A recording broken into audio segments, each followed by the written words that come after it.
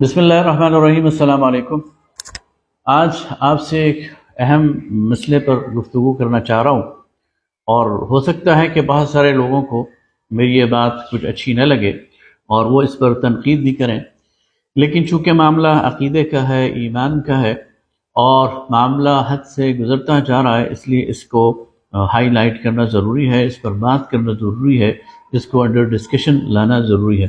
لیکن سب سے پہلے ایک کلپ سنیں۔ یہ ہمارا ینگ ٹائم جی نام بتائیے گا، آپ اپنا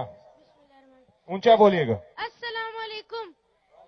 میرا نام محمد علی ہے اور میں اس نام سے فیمس ہوں کہ میں عمران خان صاحب کا لٹل سولجر ہوں، اور میرا عمران خان صاحب سے سوال یہ تھا کہ دیکھیں، دنیا کے سب سے پہلے لکی پیرنٹس وہ تھے حضرت عبداللہ رضی اللہ تعالیٰ عنہ اور حضرت آمنہ رضی اللہ تعالیٰ عنہ، کہ ان کو اللہ تعالیٰ نے حضرت محمد صلی اللہ علیہ وآلہ وسلم جیسے بیٹے سے نوازا، اور دوسرے سب سے لکی پیرنٹس دنیا کے وہ ہیں مسٹر اکرام اللہ نیازی اور مسز شوکت خانم، جنہیں اللہ تعالیٰ نے عمران خان صاحب جیسے بیٹے سے نوازا۔ عمران خان صاحب، میرا آپ سے سوال یہ تھا کہ آپ صرف پاکستان کے ہی نہیں بلکہ پوری کی پوری امت مسلمہ کے سب سے اچھے لیڈر ہیں۔ آپ نے سنا، اب اس کے ساتھ ایک اور کلپ بھی اوریہ مقبول جان صاحب کا سنیں۔ لیکن میں صرف اس بات سے مجھے خوف اس بات کا گیا کہ عمران خان اگر آج خدا نہ خواستہ مرزا قادیانی کی طرح پیغمبری کا دعویٰ کرتے تو یہ اس کو مان لے گی۔ اس طرح کی فوٹنگ، اس طرح کا ایمان، اس طرح ایمان، اور یہ کی پارٹیوں کا حال کرفیو ہو سکتا ہے۔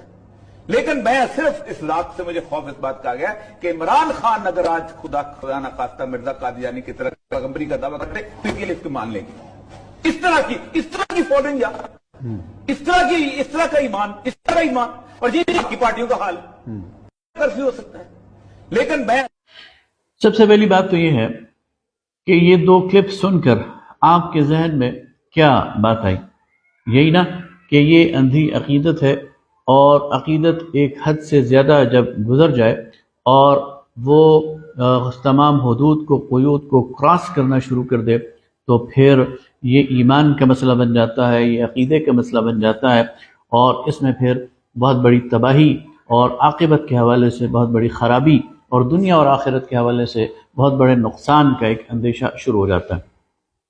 ابھی ایک چھوٹا سا بچہ ہے اور اس نے یہ بات خود سے نہیں کہی، ظاہر ہے اس نے یہ باتیں اپنے والدین سے سنی ہیں، اپنے ارد گرد کے ماحول سے سنی ہیں، اور وہی باتیں اس کی زبان پر آ گئی ہیں۔ اب اس کے دو امکانات ہیں۔ ایک امکان تو یہ ہے کہ اس کے ارد گرد کے لوگ، اس کے بھائی، اس کے والدین اور اس کے جاننے والے واقعتاً ایسا سمجھتے ہیں کہ عمران خان نبی کریم صلی اللہ علیہ وسلم کے بعد پیدا ہونے والا دوسرا معزز اور اہم شخص ہے،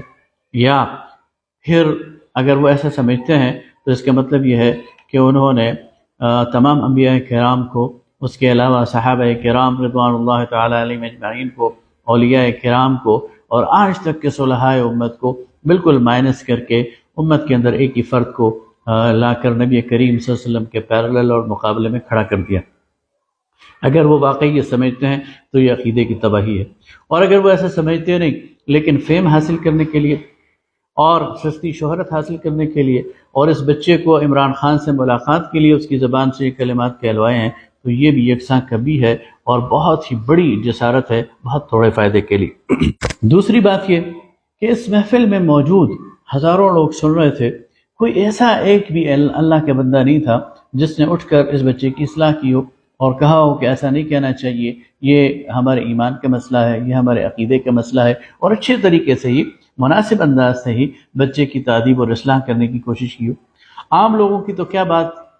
سٹیج پر موجود بہت سارے لوگ وہ موجود تھے، بہت ان میں سے سینئر لوگ موجود تھے تحریک انصاف کے، کسی کی زبان پر بھی اس کے لیے کوئی حرف نہیں آیا اور کسی نے بھی اس کی کوئی مذمت نہیں کی، بلکہ سب اس کی خاموش تائید کرتے رہے اور بڑے متاثر ہوتے رہے کہ بچہ تو بڑی بات کر رہا ہے، اور بچے نے تو بڑی پہنچی ہوئی بات کی ہے اور بڑی دور کی کوڑی لے کے آئی۔ اس سے اندازہ ہوتا ہے کہ خرابی کہاں تک پہنچ گئی ہے، اور بات اب کلٹ سے آگے نکل گئی ہے، بات اندھی تقلید سے آگے نکل گئی ہے، بات ایمان اور عقیدے کی داخل ہو گئی ہے، اور اس کے نتیجے میں یہ جو جنریشن جنم لے رہی ہے یہ یعنی کیا کر سکتی ہے۔ اور اس پر اب اسی تناظر میں جب آپ اوریہ مقبول جان صاحب کو وہ کلپ سنیں گے کہ انہوں نے کہا کہ عمران خان اگر نبوت کا بھی دعوت کر دے تو لوگ اس پر ایمان لے آئیں گے،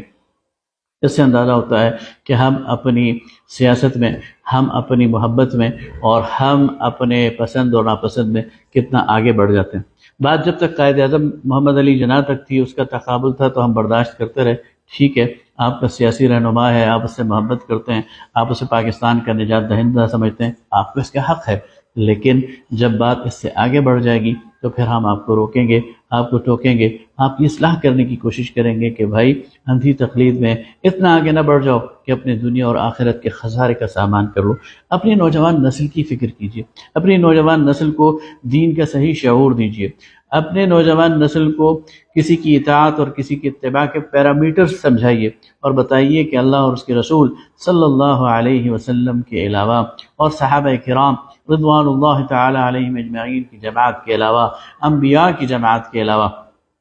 کوئی ایسا نہیں ہے جو تنقید سے بالاتر ہو، جس پر سوال نہ کیا جا سکے، جس کا احتساب نہ کیا جا سکے، جس سے غلطی کے صدور کا امکان نہ ہو۔ عمران خان ایک انسان ہے، وہ 10 کام کرے گا، اس میں سے 6 ٹھیک ہوں گے، 4 غلط ہوں گے۔